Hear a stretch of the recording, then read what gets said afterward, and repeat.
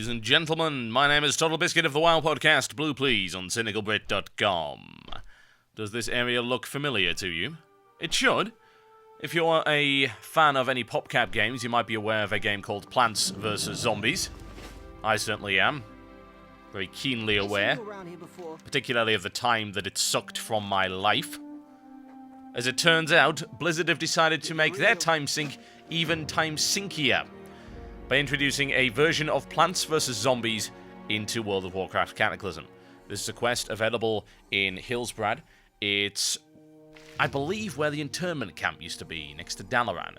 And it's a series of quests that you can pick up and do whenever you choose. The rewards are around level 20, although the amount of experience you get is actually quite high. So you can do this at any level and get a benefit from it, but don't expect to be using the gear. Now, how does this work, you might ask?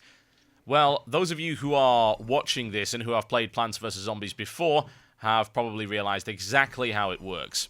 We have a plant that we can place there. We also have these falling pieces of solar power.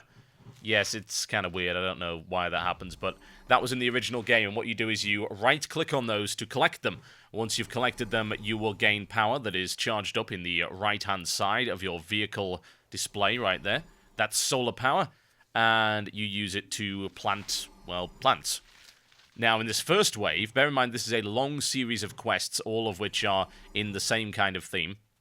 You can place only one kind of plant, and that's about it. And the zombies will only come down one lane. I say zombies. This is not Plants vs. Zombies, folks. This is Peacebloom versus Ghouls. Of course.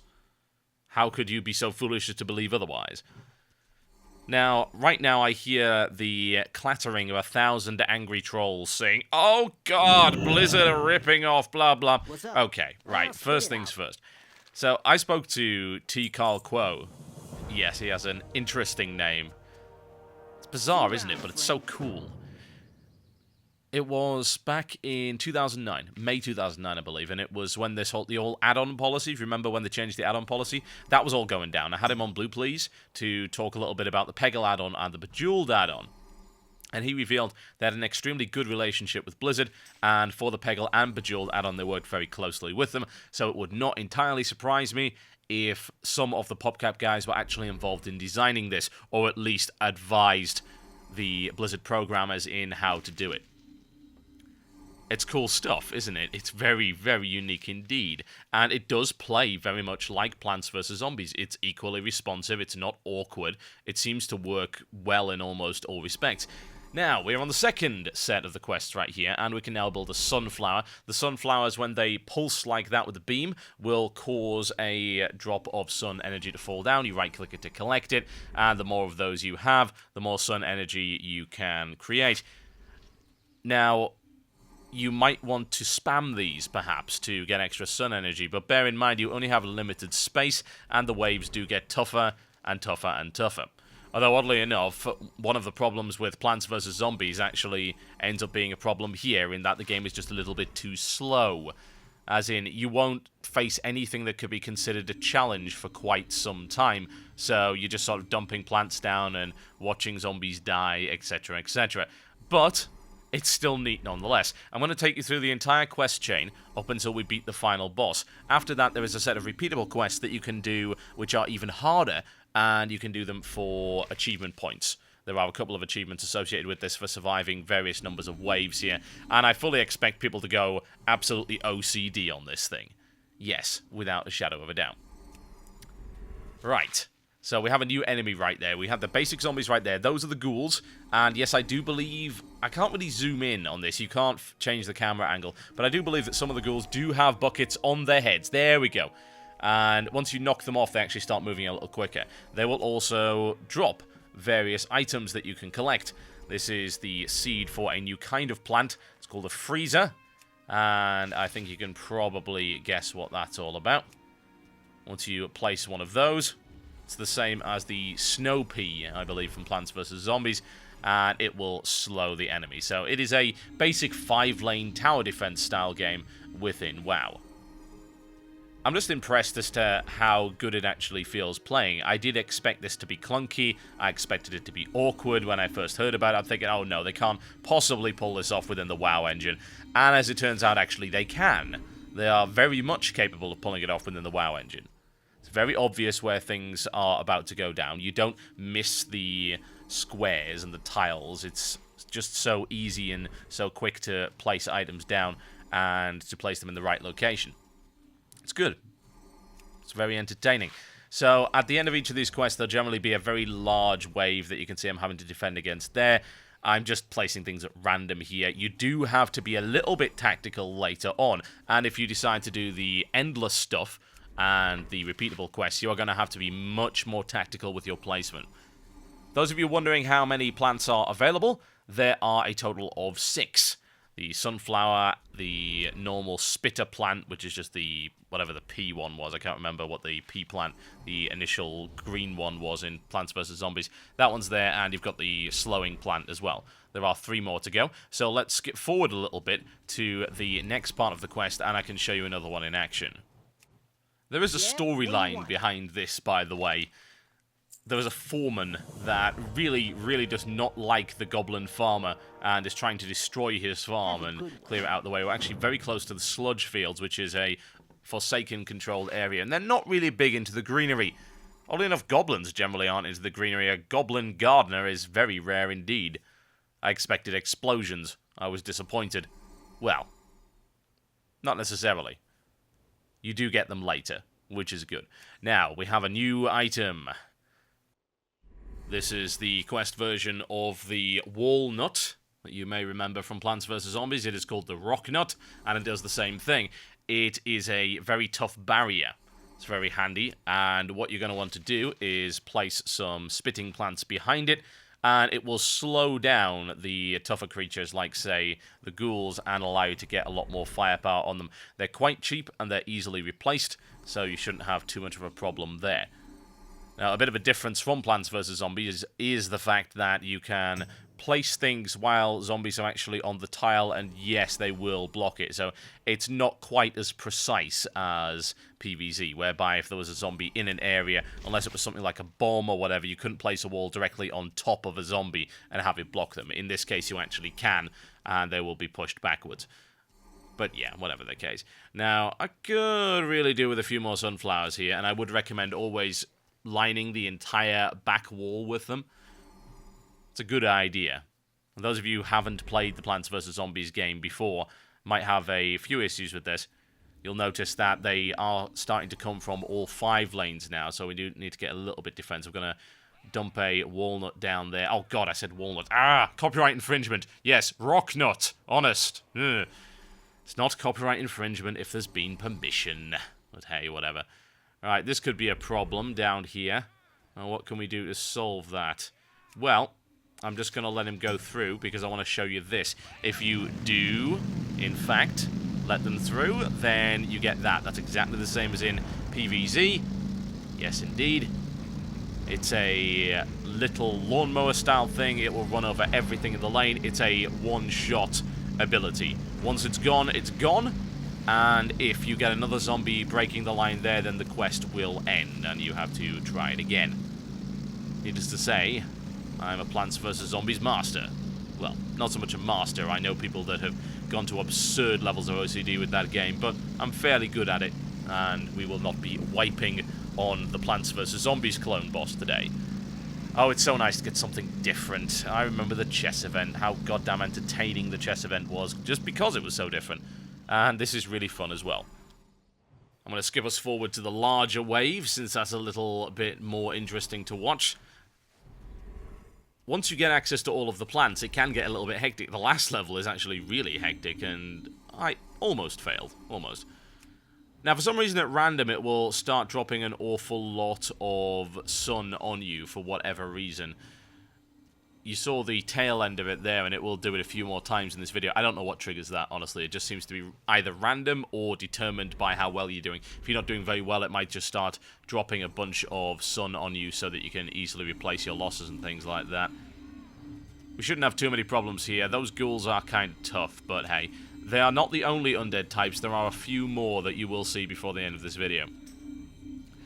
It's odd, really, that we should see something like this, especially with a name like this, because I had an interview with Popcap quite a while ago, and like I said, it was back in May 2009, and I did mention the prospect of, I think it was, did I say Peacebloom versus Scourge, or Scourge versus Peacebloom? I'm fairly sure I said something like that, and as it turns out, hey, there it is.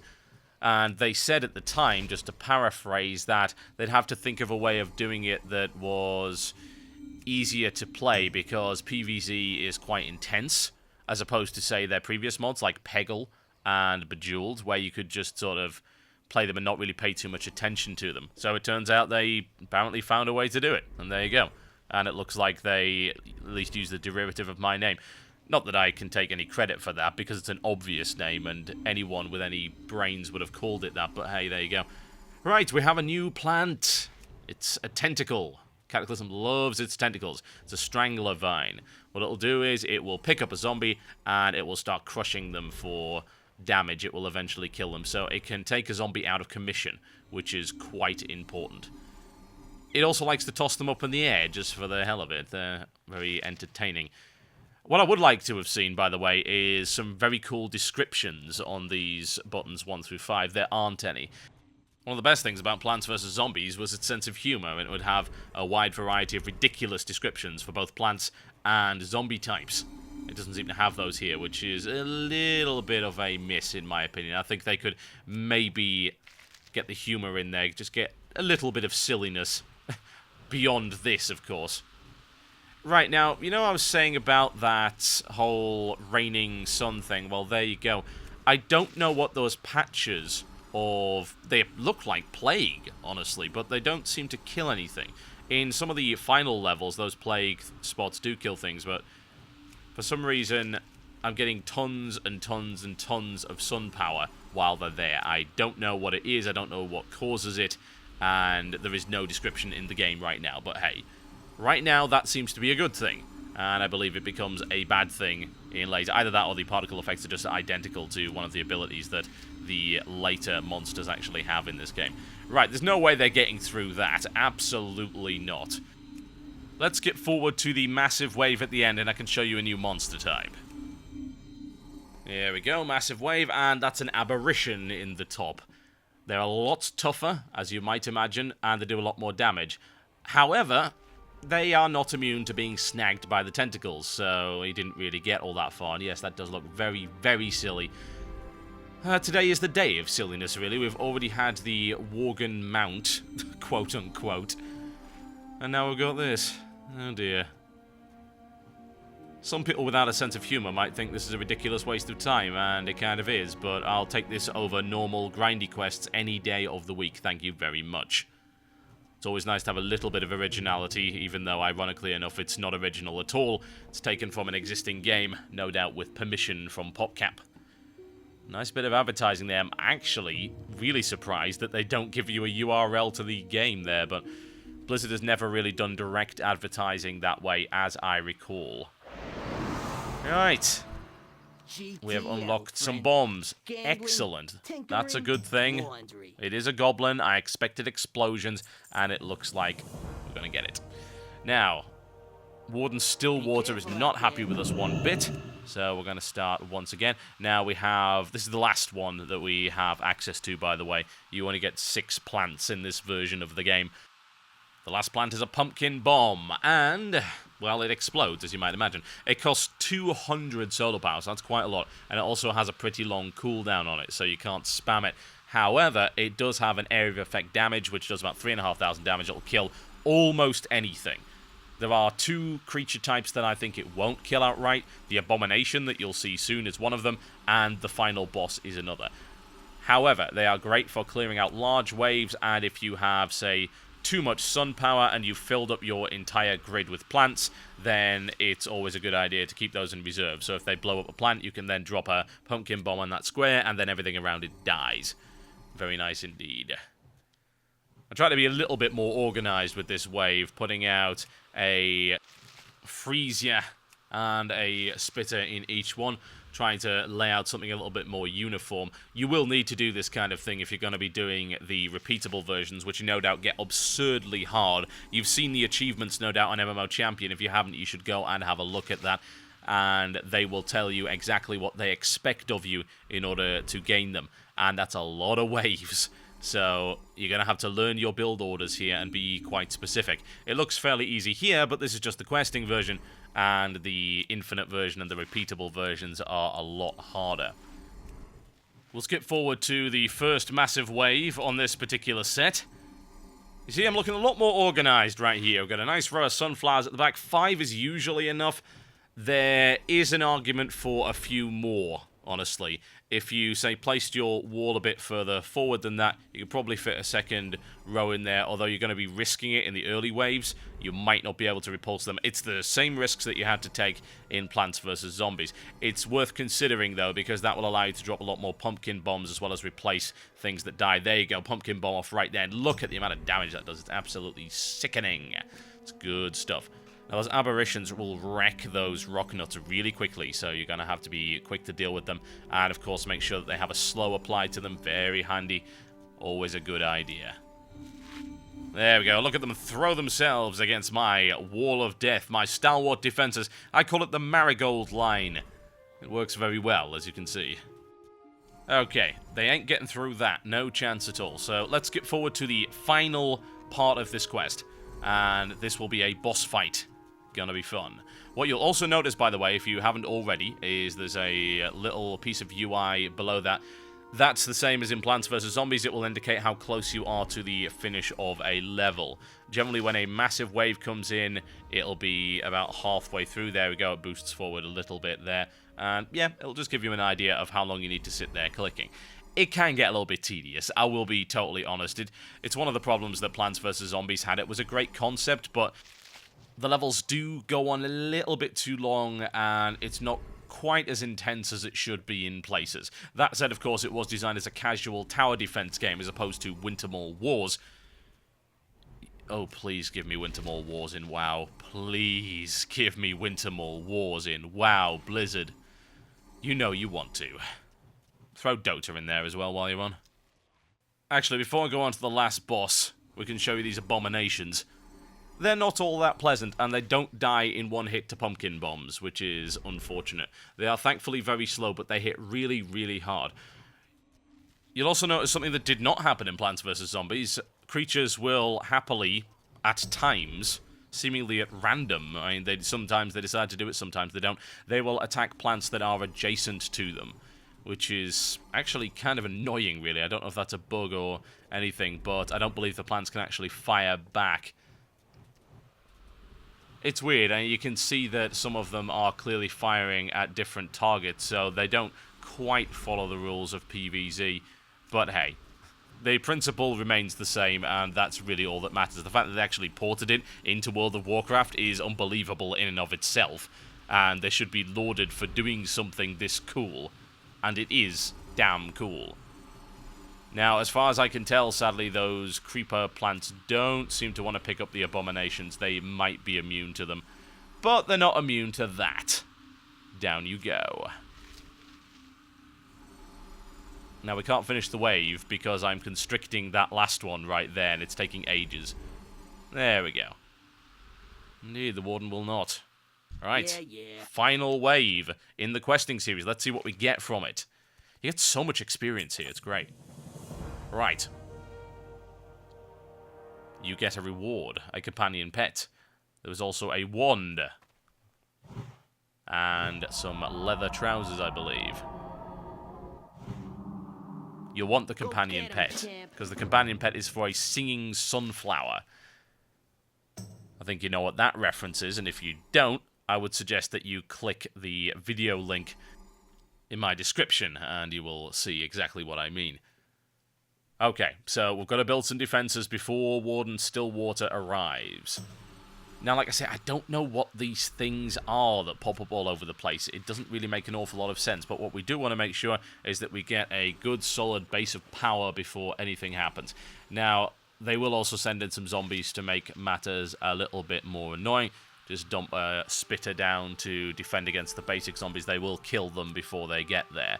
Once the more intense stuff comes in, well, you'll need a better setup, but that will do for the time being. It was always the way with Plants vs. Zombies that you had to be reactive to which lane the zombies decided to spawn into. So, you know, you'll put a basic plant near the back so that it's got good range on the slower, weaker zombies, take them out there, and once you start getting the nastier types, you can reinforce. So we're going to set a block up there. We'll do what we did in the last quest, because that made sense. It seemed to work fairly well. They didn't manage to break the wall there, only lost a couple of plants. And what I'm also going to do is try and dump down some of those creeper vines to catch some of the zombies and make sure that we can delay them long enough. Now this boss fight goes on for ages, so I am going to skip through until the boss arrives, and then I'm going to speed it up 2 times. And you can see what ridiculous setup I came up with for trying to defend against this guy, and honestly, it barely worked. It's kind of intense. I'm looking forward to seeing what the daily versions do in the repeatables. Hopefully they get even harder. That'll be kind of neat. Honestly, though, I don't know if I'll really play this. I mean, I actually have Plants vs. Zombies and Defense Grid and a whole bunch of other really cool things, so I don't know if I would necessarily bother playing this. It's a cut-down version. It's still really good for what it is, especially if you haven't played Plants vs. Zombies. I think those of you who've played PvZ will appreciate the novelty. Those of you who haven't might actually find this really, really entertaining. Right, now that's the boss. As you can see, he's got an awful lot of health, but he also has some special abilities. He can use these plague attacks to clear out a large number of your plants, and he can also create a wall of these floating necropolis-style pillars, and that's a little bit problematic as well.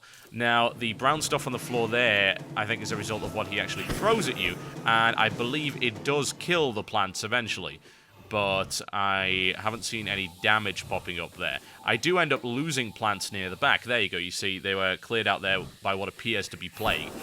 It's kind of weird. I think they should probably alter the particle effects if they have 2 different effects going on that actually don't do the same thing. It's a little bit confusing. Now, he's really low on HP, but he doesn't take a lot of damage. The health bar's kind of buggy, as far as I can tell. And sadly, he has made it a little bit more difficult by throwing in some abominations in there as well. Oh dear. So we need to save up some sun power quickly to hopefully drop a pumpkin bomb in the middle of that. That should clear some of them out. But they are smashing my defenses to oblivion. It's tricky stuff, no doubt about that. And you don't have a huge selection of plants available at your disposal, so, you know, I miss being able to deploy some of the more tactically sound stuff that was in Plants vs. Zombies. But hey, it's a minigame, and it's a really good minigame, so you can't really complain too much. He's so close to dead. Come on, seriously. To get up enough to hopefully throw another bomb at him, and that should take him out. No, it didn't. It didn't really do all that much damage. I don't know if it's a bug or what, but I placed it right next to him, and I didn't really see the health bar move at all. There we go. Down you go. Fantastic stuff. And that's the quest series done, ladies and gents. So we can pick between that pair of leather pants or the one, and we can also get Brazzy's sunflower seeds. And there you can see that's the repeatable version. We're not going to do that right now. I've had quite enough of this for the time being. But before I go, I will show you, if I can find it, the sunflower. It is a singing sunflower, apparently. Let's see if that is the case. Sadly, there is no voice for it yet. I think they might put one in. And if you know PvZ, you know exactly what it should be singing. There's a little animation there, which is kind of neat, and it sort of sways back and forth. But yeah, you should check out the video in my comment if you don't know exactly what this is referencing. Fantastic stuff nonetheless. What an original quest idea. And yet so very derivative. It's cool, isn't it? My name's been Totalbiscuit, and this has been a look at the inspired by, let's just say, Plants vs. Zombies quest series that you can find in Hillsbrad, just near Dalaran where the internment camp used to be. I'll see you next time.